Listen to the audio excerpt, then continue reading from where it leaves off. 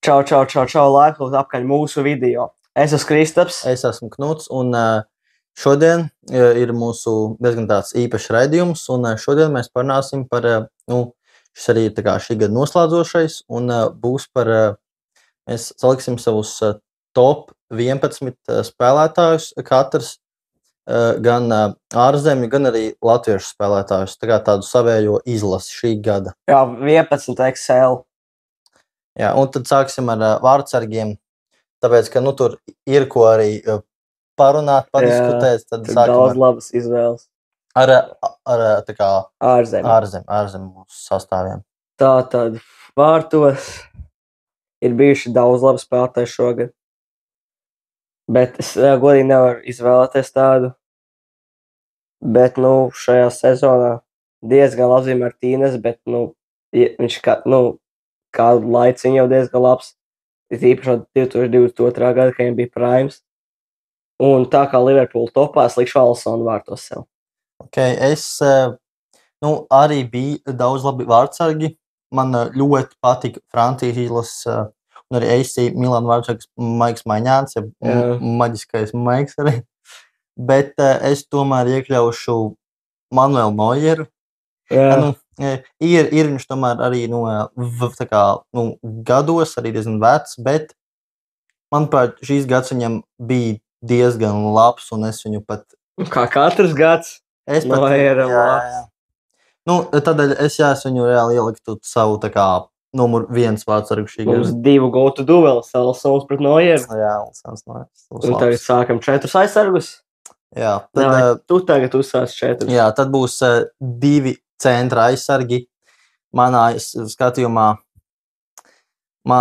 tomēr tas būs Virgils van Dijks no Liverpool, jo viņš, salīdzinot ar citiem, viņš ir arī bijis ļoti tāds stabils, spēlējis, gan arī, man pat liekas, katru maču, gan Nīderlandes izlasē, gan kā Eiropas čempionātā, tika līdz pusfinālam, tur gan zaudēja Angļiem, bet ļoti stabils sniegums no Van Dijka, arī Liverpool klubā ļoti labi spēlē. Es teiktu, Van Dijks un blakām viņam, es tomēr ieliktu, ja godīgi, viņa pat pārinieku Liverpoolē, Ibrahima Konatē. Es tomēr uzticētos, vai arī man pat patīk Antoni, bet Rīdigers man bija, bet Rīdigers no Real Madrid arī ļoti labi spēlēja, ļoti stabils bija. Es to piekritīšu, man ir Virgils van Dijks un Rudigers. Viņi abi ir top spēlētāji. Un tad malējie aizsargi. Es teiktu, AC Milāna un Francijas izlases tomēr Theo Hernandez. Man ļoti patīk, kā Theo Hernandez spēlē. Arī tāds atraktīvs malējais aizsargs. Daudz uzbrukumiem pieslēdzās. Es teiktu Theo Hernandez un pa otro malu. Es teiktu Hakimi. Es tomēr tagad teiktu Hakimi no Parīzes. Hakimi? Labi. Es kreisajā malā likšu Trent Alexander-Arnold.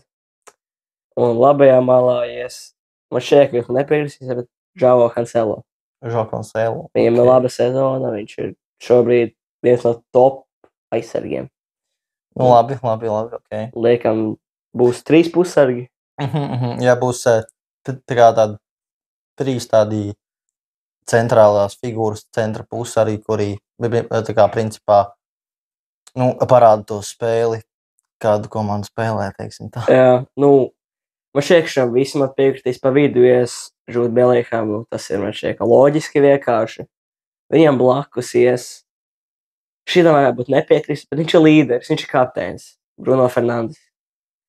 Un par labo malu šitā diezgan grūti izdomāt, kas tur varētu būt. Ir daudzi labi, protams, bet man šķiet kāds, kas man vairāk iekrīt manās acu vairāk, kas spēlē ļoti labi, ir, es jau godīgi nezinu, jāpadomā, pasaka savus 3, un tad es izdomāšu. Es teikšu pirmais, numur 1, šī gada Ballon d'Or uzvarētājs Rodri. Jā, es arī lieku Rodri kā 3. Es pilnībā piemirstu par vidēji tagad traumas, bet es arī viņu lieku tur. Jā, tā kā es sauktu, Rodri, man viņš šajā gadā tiešām pārliecināja, bija stabils sniegums no viņa. Ļoti kvalitīvi arī spēlēja Manchester City rindās. Un tā kā es teiktu, jā, Rodri. Un tad divi tādi, diezgan pat tādi šī gada tādi, tā kā varbūt netik tādi populārākie, ja kā tur Bellingams vai tā, bet es pat teiktu, ka es pat kā malējo pusargu tomēr pats ieliktu Džamalu Musiala no Minhenes Bayern. Sliktu Musiala, reāli.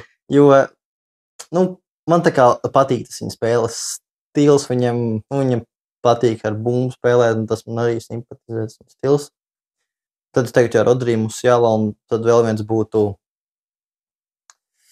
ļoti, bet es pat īstenībā teiktu, jā, no Real Madrid. Es teiktu Kamavinga. Es reāli nosauku Kamavinga. Kamavinga, Man reāli likās Kamavinga. Tas ir ļoti savādāk izvēle šeit nekā citiem. Es šeit arī mainīšu. Sorry, bet es Rodri ņemu ārā, viņš iet soliņu. Uz laukam iet. Es labākais spēlētē. Toni Kroos bija. Viņš ir pelnījis to vietu. Arī, jā. Tagad 3 uzbrucēji. Jā, 3 uzbrucēji mūsu gada top 3. Šitais, man šeit, ka man neviens nepiekritīs, bet viņš ir šajā sezonā top goalscorers, Cristiano Ronaldo. Viņš ir top, es neesmu tāds Ronaldo fans, bet viņš ir top goalscorers. Viņš spēlē Saudarābijā, Kamieļu līgā. Vai viņš būs tiešām top spēlētājs pasaulē šogad? Nē, viņš nav. Šogad nē, bet visu laiku ir. Nē, bet mēs jau par vairāk šī gada. Bet viņš ir top goalscorers šajā. Bet tā Arābu līgā top scorers, manuprāt, tur arī... Uzspēlē Arābu līgā. Manuprāt, tur netiec trešajā. Manuprāt, jebkurš tur varētu būt top goal scorers. Tad redzēsim, kurā vietā viņš ir. Viņš tagad ranko Rīga balva, kā es tur savs redzēsim, kurā vietā viņš ir. Pa kreisā malu ies Vinicius, pa labo malu, ja godīgi. Mbappé labajā malā. Ok.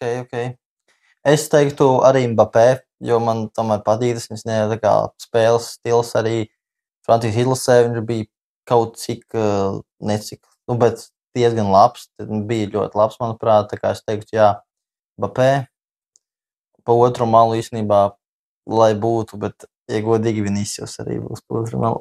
Es redzēju tavu sejas, neliks viņu. Man viņš tā kā nepatīk, kā spēlētājs, bet jāsaka, tas viņa sniegums bija šogad tiešām labākais viņa karjerā, tāpēc es pelnītu likt to Vinicius Junior.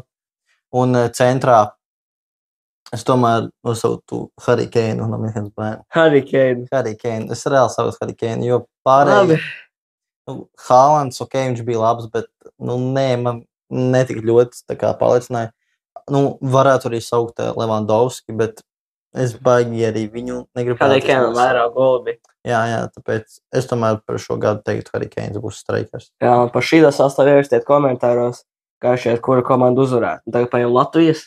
Mēs tā kā kopīgi saliksim tādu vienu sastāvu no Latvijas spēlētājiem. Šeit es varu pastrīdēties, jo tu manu vārdsargu negribēsi gan jau likt. Ne, tu gribēsi kuru likt? No pirmās līgas, Endija Mirror Pārkons. Ja godīgi es pilnībā piekrītu, ka Endijs Mirror Pārkons ir pelnījis, ja godīgi, šo titulu šī gada. Viņš ir ļoti labs vārds, viņš glāba ogri tajos vārtos.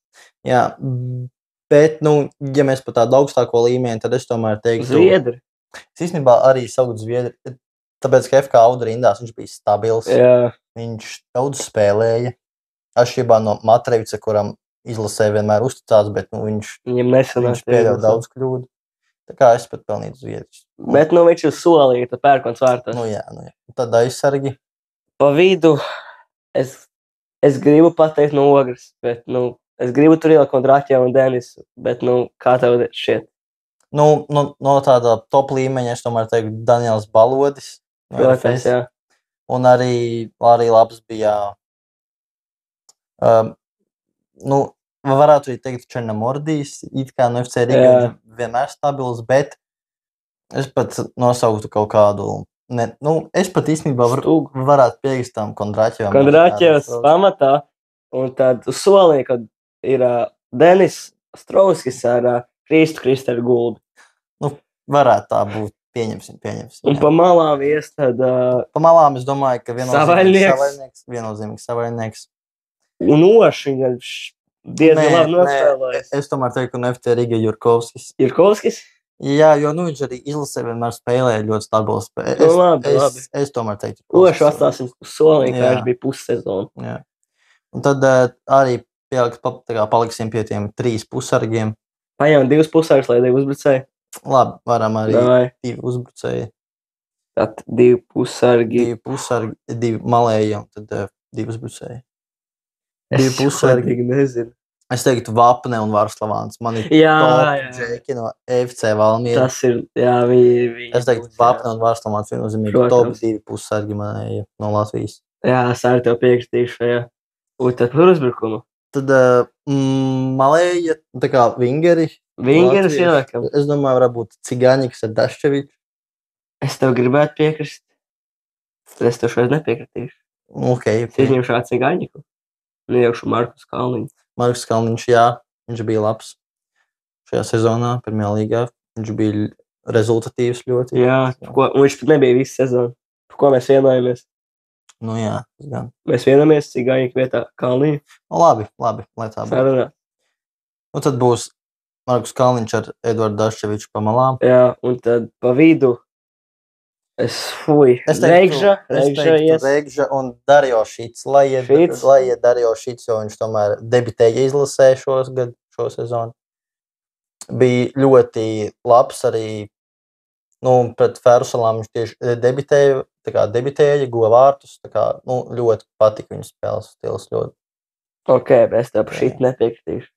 Ko tad? Es ielikšu Robertu Uldriķu. Viņš spēlē ārzemēs labākā līgā. Un izlasē viņš nav tik daudz bijis, bet viņš pierāda sevi katrā mačā, ka viņš ir. Nē, jā, var likt arī, protams, Uldriķi, jā. Bet, Šits arī spēlē ārzemēs. Ko vienojamies, Šitu vai Uldriķi? Varbūt pat izņemam Regžu un laikam Uldriķi ar Šitu. Lai ņemam ārā Regžu. Sorry, Regžu, bet aizies soliņu. Un pēdējais soļu spēlētājs, Normans Uldriķis, tikai godīgi. Manuprāt, nē, viņš nebija. Viņam stabila sezona noteikti nebija. Es teiktu drīzāk Raimonds Krolis. Krolis? Jā, jo viņš ir tomēr pelnījis, mēs viņu pažēlosim, ka viņu Itālijā treneri tomēr neciena. Tad mēs tomēr mēs viņu tomēr cienīsim un iekļausim mūsu gadu izlasē. Un kas būs treneris? Man šeit mēs varam vienoties. Moros? Viktors Moros viennozīmīgi. Šī ir labākais šajā atzīts. Viennozīmīgi, jā, jo viņš tomēr un viņam blakus treneris. Viņam būs 2 palīgi treneri. Juris Skabārds un Rais Rubins. Lai tā būtu, jā. Tā kā esam vienojušies par komandām, jā? Jā, es domāju, ļoti labas komandas. Jā. Ļoti konkurētspējīgas jebkurā futbola līmenī. Jā, ierakstiet komentārā, vai jums patīk mūsu Latvijas komanda. Un arī ierakstiet, kur ir jūsējie šī gada top spēlētāji. Jā. Pēc jūsu domā. Tā kā, mēs laikam šo noslēgsim. Jā, tas būs arī viss. Paldies, tas šodien būs viss. Skatieties citus mūsu video un laimīgi jau no 2025. gada.